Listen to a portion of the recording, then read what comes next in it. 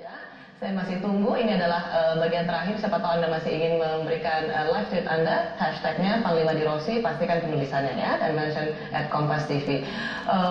Pak Panglima, tadi saya ingin mengulang pertanyaan saya. Di tengah kondisi seperti ini, di tengah polarisasi masyarakat, dua kelompok besar,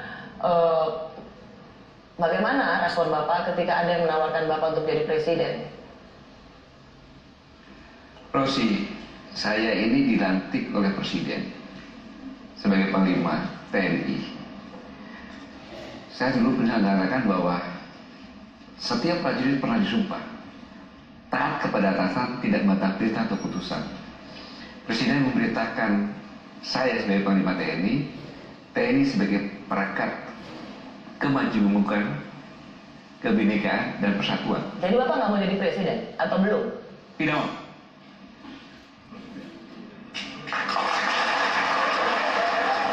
Kok Panglima TNI disuruh jadi presiden? Stres hostnya ini. Saya dilantik oleh Presiden. Goblok. Kemudian Panglima TNI kok disuruh jadi presiden? Jadi presiden. Bagaimana junior saya nanti? Mereka nggak bisa bangkit. Ternyata TNI berbuat sesuatu hanya untuk kepentingan TNI, tidak. Kepentingan TNI. Kecuali sudah pensiun boleh. Masa Panglima TNI disuruh jadi presiden? Di era demokrasi ini kita tetap ingin menerapkan kebebasan berpikir, kebebasan berekspresi. Tadi Bapak sempat juga menyinggung soal sistem khilafah. Di saat yang bersamaan juga saat ini ada gerakan deklarasi tentang sistem khilafah. Apakah kemudian Bapak langsung mengatakan ini sudah khilafah? Kamu nggak sebut komunisme? NKRI dan harus dihentikan?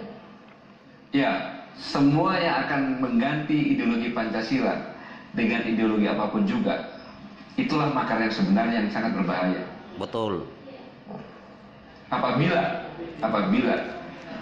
negara tidak ada di situ. Coba Panglima TNI tanya, dia komunis apa bukan? Dia sama NU akan bergerak. Ini berbahaya. Ini berbahaya. Sejarah mengatakan seperti itu. G30 PKI sama juga. Seperti itu. Mantap itu. Dan benih-benihnya sejak awal, sebelum tumbuh harus sudah dipadamkan. Nah, dalam konteks kekinian ini, peran pers itu kan perannya sebagai pembangunan, kontrol sosial kan gitu.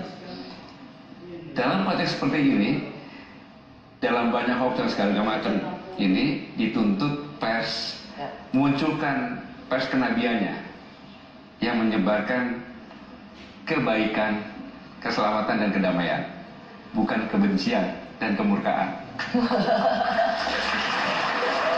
Cocok jadi anggota Dewan Pers.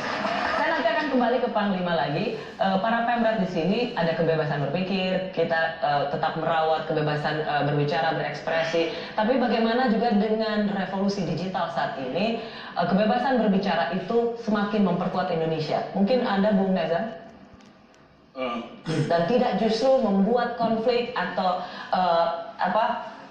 dua kelompok yang semakin yang membuat konflik itu ucapan kalian. Saya kira tadi saya tertarik dengan apa yang dikatakan oleh Panglima TNI bahwa pers harus berperan sebagai pers yang profetik seperti itu, pesan kenabian, dan saya kira itulah yang sudah dimainkan oleh pers dengan cukup lama selama ini, menjadi clearing house of information. Jadi di pers yang menjalankan disiplin verifikasi seperti yang dipraktekkan oleh pers yang profesional, saya kira semua data akan dicek, semua data akan dikonfirmasi. Mungkin ada satu dua yang khilaf, tapi pada umumnya saya kira kita punya standar itu apa yang kita sebut sebagai informasi yang benar dan patut untuk disajikan kepada masyarakat. Nah, tapi pada saat ini kita juga menghadapi gelombang munculnya media sosial.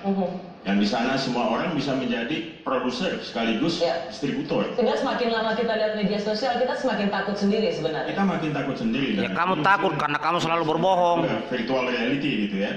Gak ada seperti naga yang terbang segala macam seperti itu. Kita tiba-tiba mengalami apa yang disebut tadi sebagai ilusi ataupun delusi tentang kenyataan yang terjadi gitu loh.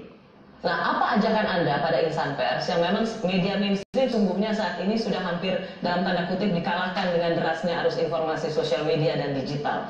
Bagaimana supaya kebebasan kita berbicara ini tidak justru memecah bangsa ini, tapi semakin memperkuat? Mulutmu itu yang memecah belah. Ya, yang pertama saya kira kembali ke kita pers sebagai rumah penjernih informasi itu tadi. Rumah penjernih informasi. Sudah tidak ada sikap, nggak ada etika, ya kamu itu yang memecah. Pers kemudian akan melakukan verifikasi apa yang tidak dilakukan oleh media sosial. Kalau media Indonesia, Bung Usman, bagaimana kita tetap merawat kebebasan berpikir, tapi juga justru membuat Indonesia semakin kuat dan tidak memecah? Ya, saya kira literasi media menjadi penting. Ya, bukan saja sekarang ini buat insan pers, tetapi buat masyarakat secara umum. Dan itu yang problem sebetulnya literasi media di masyarakat Indonesia. Karena ya macam-macam, mungkin tingkat pendidikan walaupun tadi dikatakan sudah baik, ya, sehingga mereka memamah begitu saja segala informasi yang ada, terutama yang di media sosial.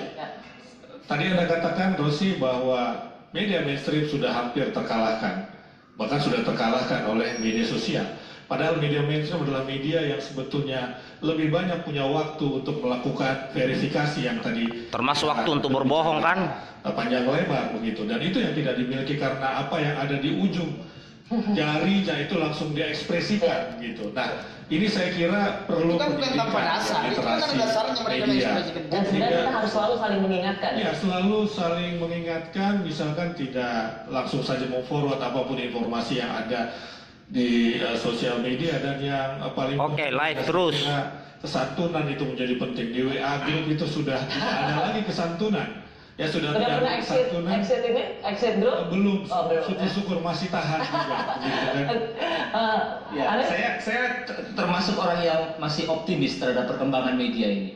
Jadi betapapun media sosial itu sudah begitu gilanya, saya percaya bahwa orang pada akhirnya akan merujuk pada media yang punya disiplin verifikasi dan punya sistem di dalam newsroomnya.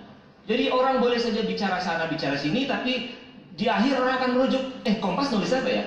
Tempo nulis apa ya? Republikan nulis apa? Jadi dia merujuk pada media-media mainstream yang menjalankan fungsi itu. Anda masih pede ya dibaca? Saya masih percaya Tempo masih itu. dibaca? Karena apa? Karena kita dirujuk.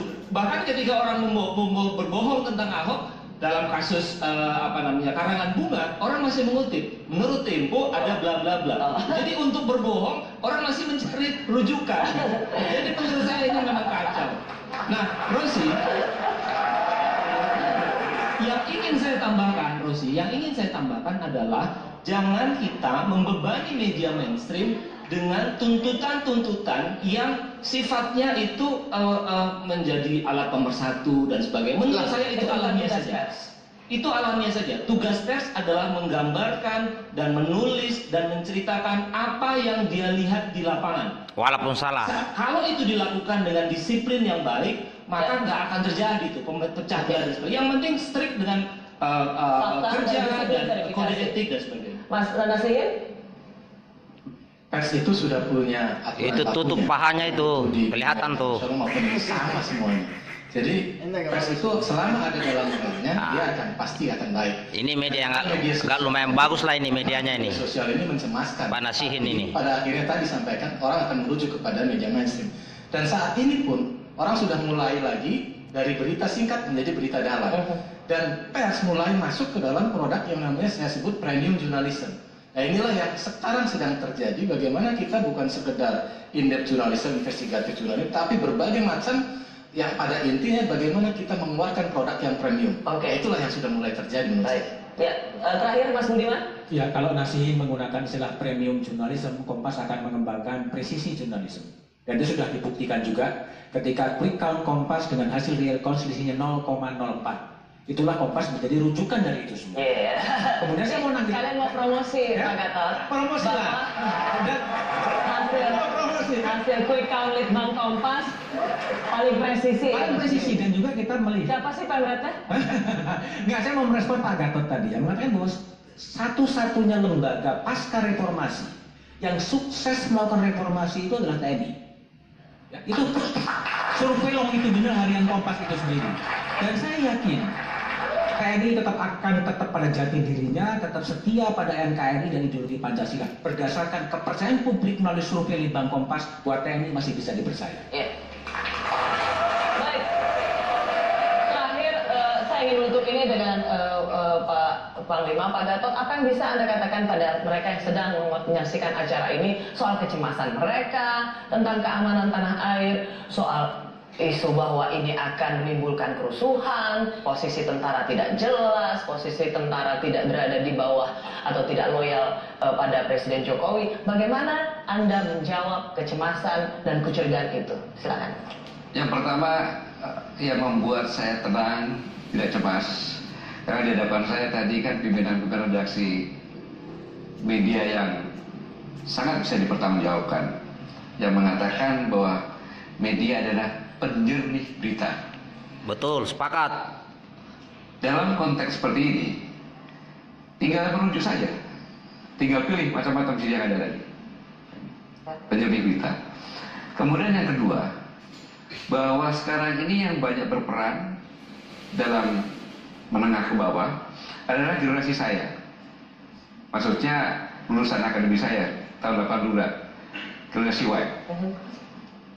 Sidang Ahok, menurut saya itu adalah forum akademik, ya forum akademisi, yang dilihat oleh para mahasiswa, khususnya mahasiswa fakultas hukum dan politik juga, sampai di mana kebenaran hukum tersebut. Mereka yang mengontrol ini. Ya, tapi pertanyaan saya tadi Bapak, di akhir ini bagaimana Anda bisa memberikan kepercayaan pada saya sampaikan kepada masyarakat, perjalanan 6 bulan terakhir sudah membuktikan bahwa kita ditakut-takuti. Sekarang jangan baper. Nah, medianya itu yang baper, medianya nakut-nakuti, beritanya nakut-nakuti. Jangan apa adanya, sama-sama kita dukung semuanya. Kalau ada TNI milik rakyat, bukan milik sekelompok orang. TNI milik rakyat, bukan milik yang punya duit.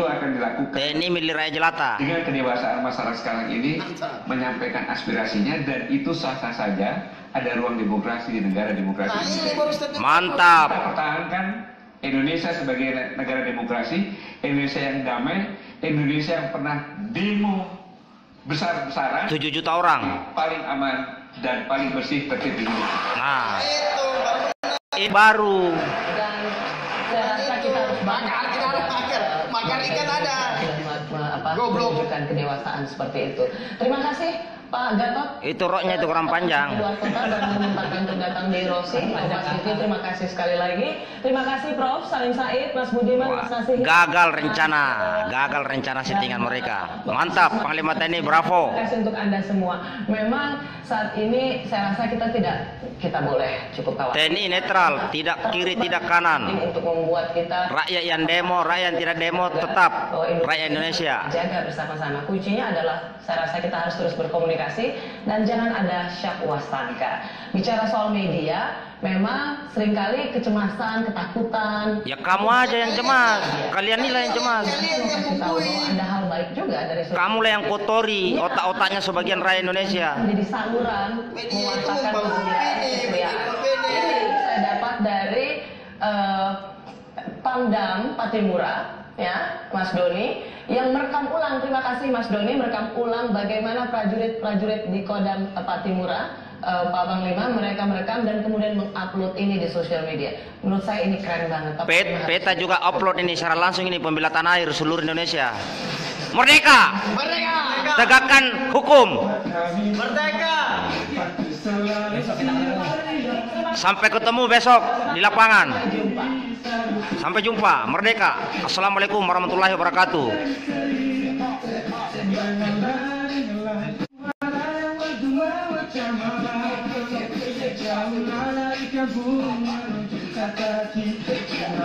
Nah, beginilah prajurit menghibur dirinya. Bukan di diskotik. Di hutan pun boleh.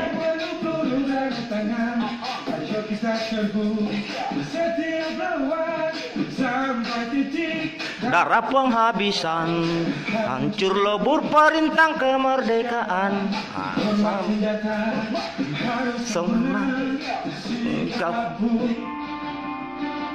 Terima kasih para penonton seluruh Indonesia. Merdeka!